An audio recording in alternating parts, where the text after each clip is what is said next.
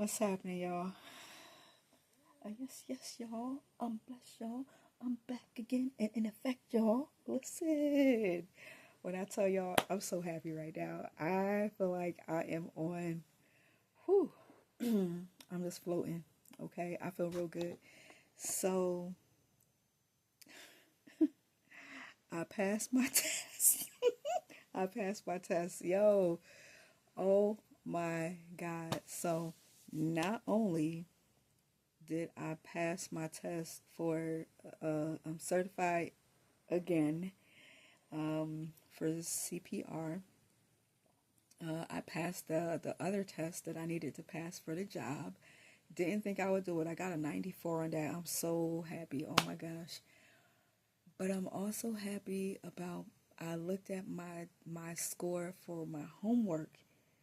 A bitch got an A.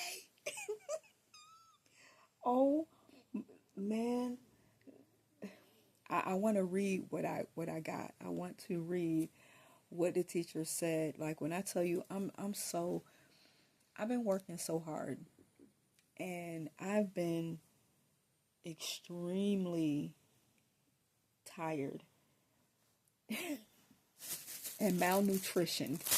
Um I am just I'm on top of the world right now. I'm on top of the world and I have to say, you know, it's it's really been a lot. Like I feel like the when you just do what you need to do and you believe, the payoff is tremendous. The payoff is tremendous. So, oh God, I can't wait to take these braids out of my hair. Um, not only not only did I pass in my test for work and do good with my schoolwork, I also had something else happen today that really touched my heart. Um, if any of you have gone back, and you may have to go back, I'm pretty sure that I did. I don't know. I might have to go back and watch the video of when I talked about on my channel how I became homeless.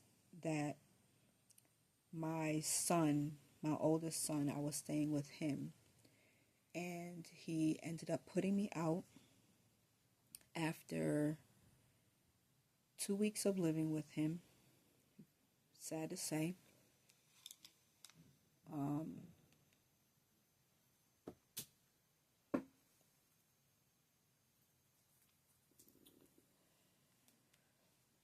it's not an easy thing to talk about.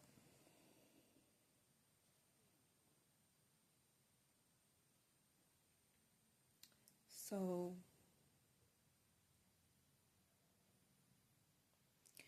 uh, the girlfriend that he had at the time,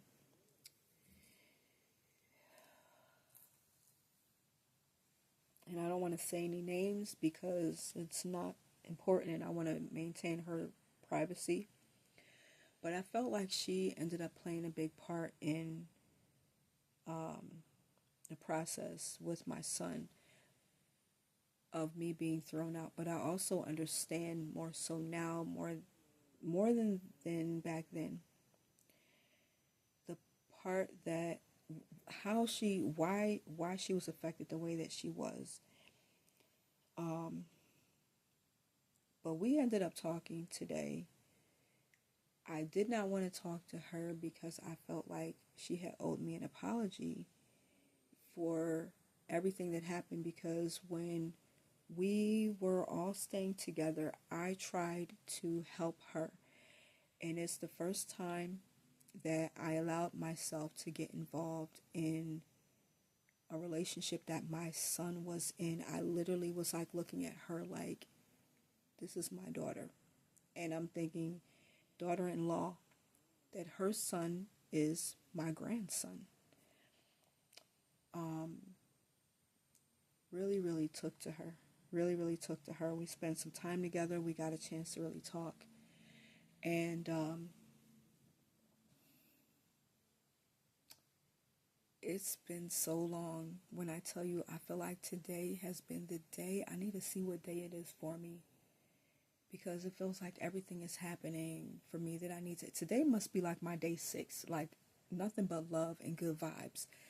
My personal day 6, it must be, I'm saying, for me. But we got a chance to talk because my daughter was telling me about what she's going through and that she's looking to have some type of real separation from my son. And if I could help. And I said, I don't mind, but I feel like before that happens, me and her need to have a personal discussion and talk because I don't really know where things stand with her. Because the last time that I heard, it was discussed that she did not, or her and my son, because of how he feels about me, did not want me to be involved in the life of my grandchildren because he has 2 little girls by her. And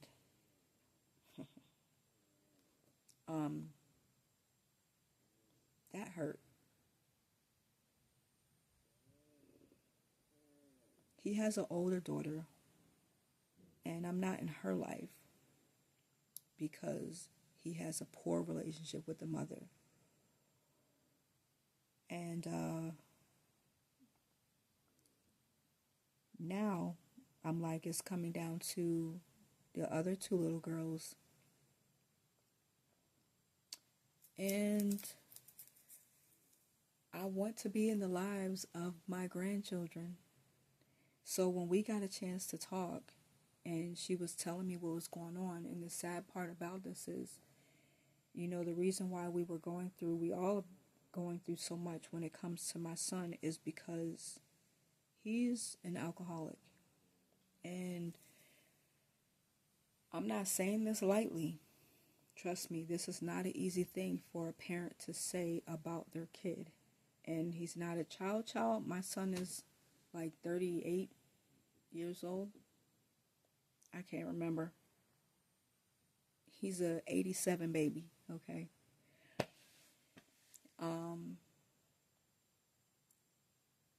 I didn't realize the extent of how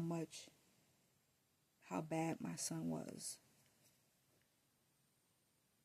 Even when I stayed with him for the 2 weeks, when I left my place in New York and stayed with him in Philly for 2 weeks, I still didn't know. I seen a little, but I didn't see everything.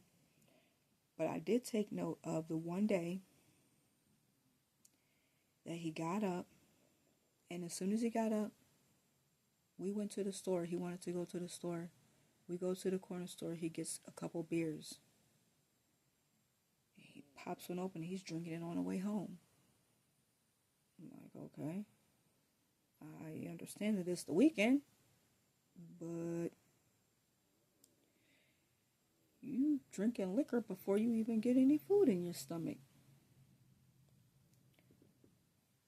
He gets back to the house. He got his L's rolled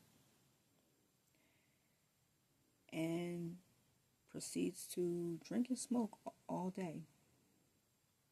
He did it the next day. Now the weekend is gone, and he's starting his day off doing this again Monday. And I thought to myself, my God, my son is a functioning alcoholic. You don't know these things when you are at a distance, and you try to be as involved as you can, but you don't know every last thing that your kids are doing or every last detail of their life. And I assume, possibly like anybody would, that the time that me and him spent together when I would come and visit him, that, you know, he's just drinking and smoking and having a good time because mom is here. Surprise, surprise. This is this nigga's every day. This is his every day, and I did not know that. And so I got a big awakening. This hair is really getting on my nerves, y'all. I got a big awakening when I came to visit him, because I really got to see, this is who my son is. This is who he has pretty much turned into, this person, and a shell of a person of who I knew him to be. And it has interfered in his relationships. So when I'm talking to her, she's telling me some of the most hurtful stuff. And I'm on the phone and I'm expressing how I feel and I'm crying. Y'all, I seen pictures of my grandkids, the 2 little girls. But today was the first day that I actually got to see them live. Live. Like, she put them on the phone, and I got to see their faces. It's so beautiful. So beautiful.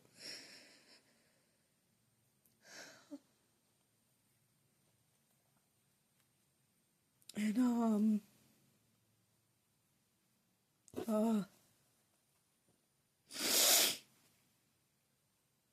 I had to say to the one I said, "Oh, you don't know me." I said, "But I'm Nanny.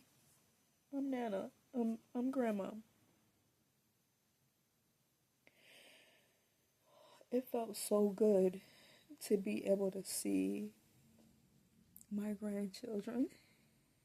And her son was not, I don't know where he was. I don't know if he was there or not, but I never seen them. And so I had pictures, of me and her son, my grandson. I don't have any with me and the girls, my grandbabies. I feel so blessed.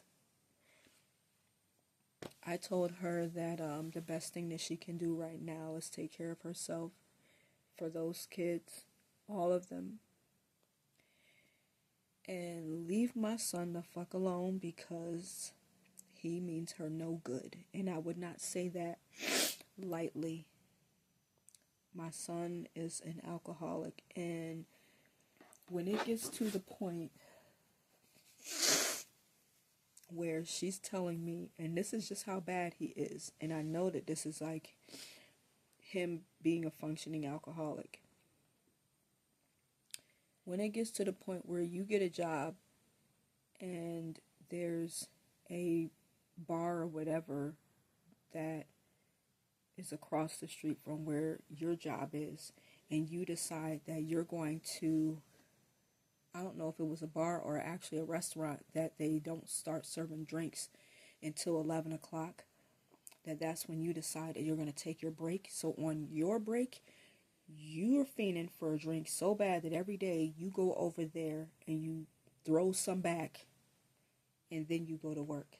And I said, yeah. I said, because if you know how an alcoholic lives, I said, they can't go that long without having alcohol in their system. After they get hooked, they become addicted to it. Their body starts to ache and hurt without it, because they're going through withdrawal.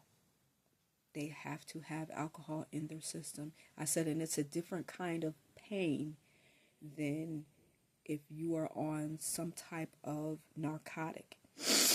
The crazy thing about it too is when you detox from alcohol, alcoholics have the they're more prone to have worse problems detoxing than somebody that's on a narcotic because of the way that it affects the body.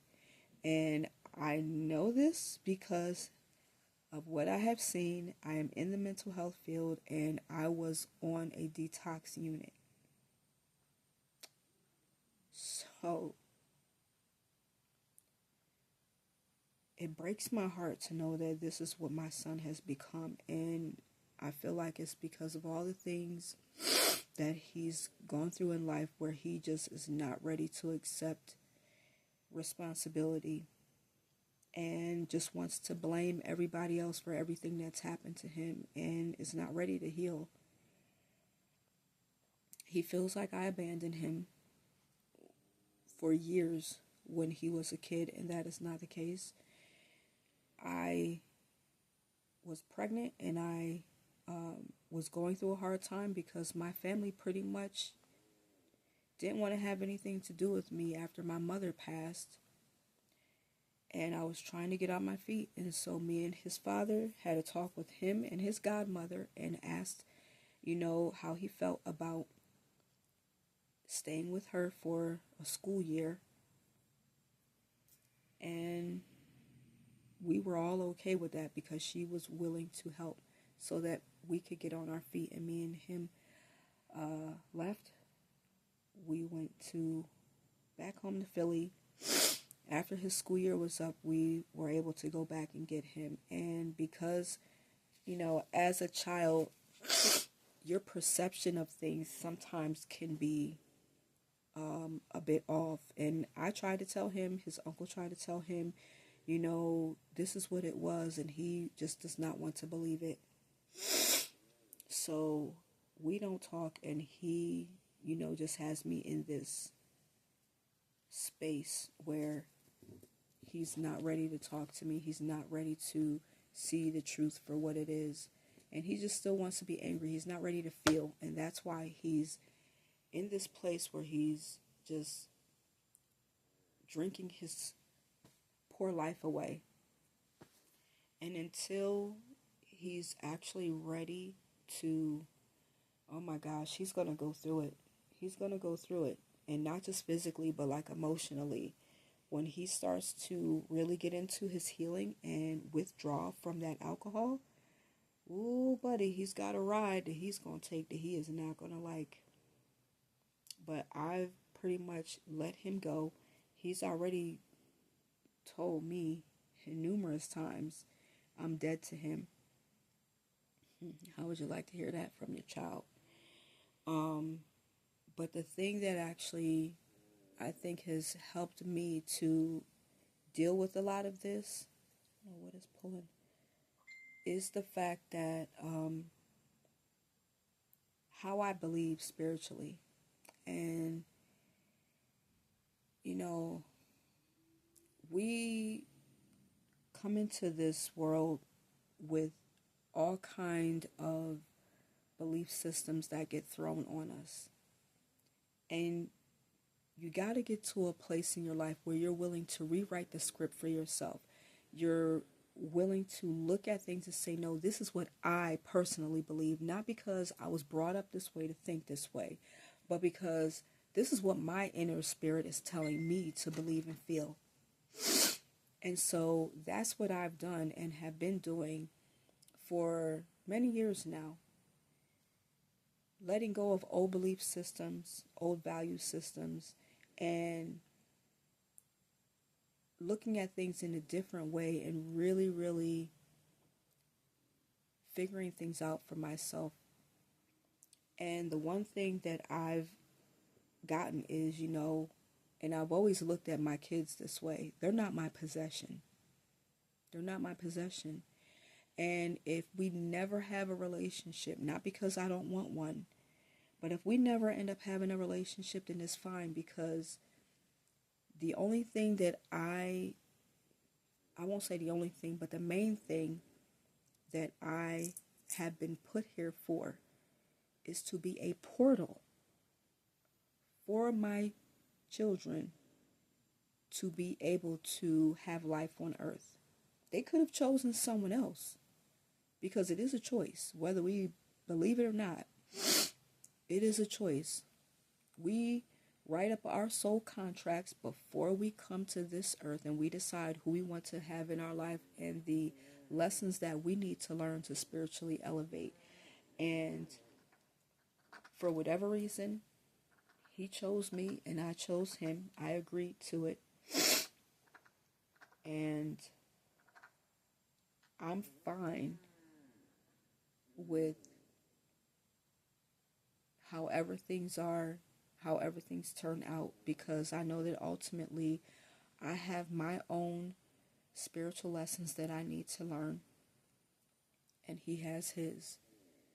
And it's a hard thing to accept, because you always want to say, oh, but that's your child, that's your blood. Well,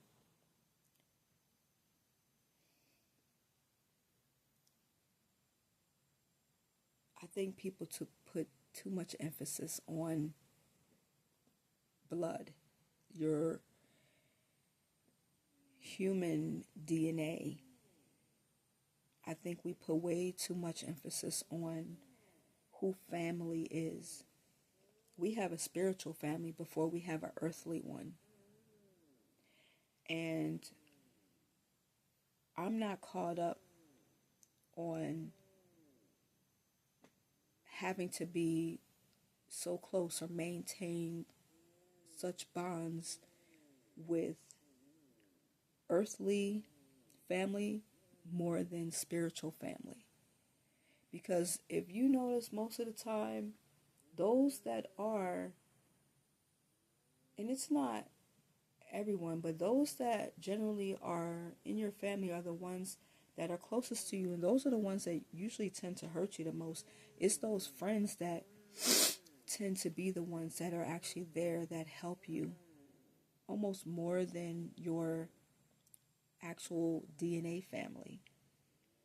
But I just feel like with him, he's choosing his path and I'm choosing mine. And it's sad to say that he would end up going the way that he is. Like, it really hurts to see. Like, my son has potential. He has a lot of potential. If you go on my channel and you see at the bottom my youngest son, he is gifted lyrically, like poetically. He does music, and so does my oldest son. And I don't know, maybe what I can do is, with this video, I'll put a link to my oldest son's video with his music, and I'm in the video. But he's come so far. He's come so far. As a matter of fact, I'm gonna do two, because he talks about his life. There's one that he does called "This Is My Prayer," or it's called "My Prayer," and then it's another one that he does later, the one that I'm in, and it's called "The Juice," and he does that with his friends. So you're gonna see him. He's got locks in his hair, and I'm gonna be around him, so you'll know that's my oldest son. And he's so talented, but the way that his life is going right now, he really, really does need to heal. And I'm just grateful, for the relationship that I have with the mother of the children. I've never given up on her. I wasn't sure, and I said I just have to let things go, because I know that however things go, things will come around. And again, this is one of those things that when I say I get up in the morning and I listen to Gratitude by Londrell, and I state those things that I'm grateful for, I've had so many good things I feel happen to me today. And my son, his healing is going to be another one of those things that I'll be grateful for as well. But today was just, an awesome day, because I got a chance to restore a relationship with her, and I got to see my grandbabies for the first time. One is 2 and one is 1. And when I tell you, they're absolute doll babies, They really are. I don't know where, I don't want to say his name. I don't know where her son was.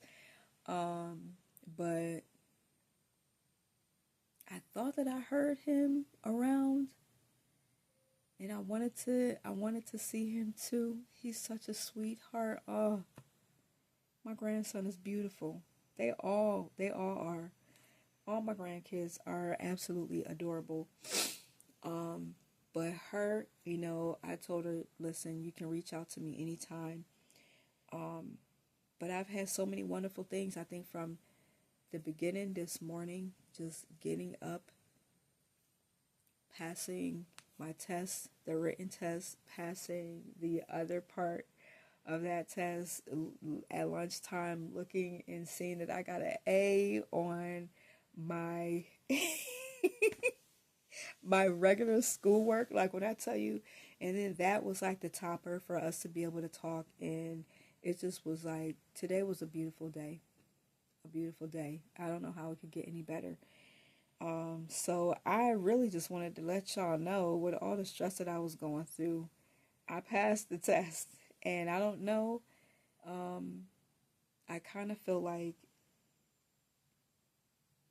this was a day of tests, and not just the test that I took, but tests that,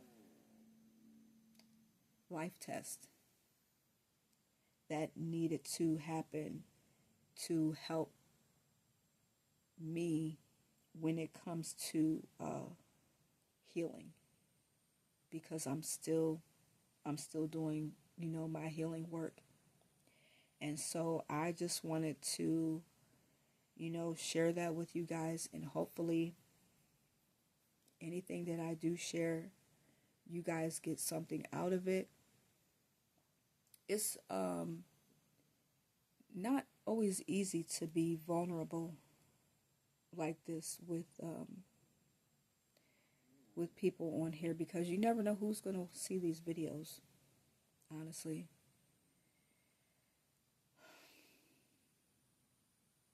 But if you do have anyone that you are estranged from, looking for some type of restoration, I'm going to tell you this: look into your soul first before you think about anything else with anyone else. I don't expect anything from my son. I would like to have an apology, but if that never happens, I'm okay. I'm okay.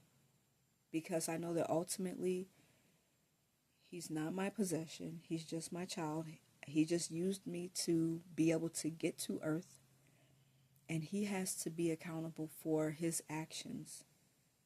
And so if he decides in this life that he does not want to learn the lesson of whatever it is that he needs to learn spiritually, oh, he will come back and repeat it. But as for me, I'm not trying to do that. I'm trying to elevate spiritually and get to another place, so that when I do incarnate somewhere, it's going to be on a whole nother level, and a whole nother plane. But you have to look at yourself first. You definitely have to look at yourself first. And I don't know. Just stay grateful. Stay hopeful. Stay hopeful. I know that nothing but good things are following me and going to continue to happen to me, that I have in my future. It starts with gratitude. And the more you are grateful for things, the more things come for you to be grateful for. So I hope that this encourages somebody. As always, thank you for those who have been praying for me. My friends I know pray for me and send me positive energy. Thank you so much. I send it right back to you. And I just want you to envision everything that you want to happen that it happens and it comes to you. But you have to be it inside first for it to come to you. Be it. But I send you all the loving energy, all the positive energy that I possibly have inside me right now. I'm up here. I'm up here. We up here. All we do is win, win, win. And I just feel so good. So that's it for me, y'all. It's late and I didn't get a chance to get any studying done today. But you know what? I'm so good right now. I'm so good. I'm about to get my behind washed up, get my clothes ready for tomorrow, get my lunch made for tomorrow, and get my black ass in bed. So until the next time, you guys, be well.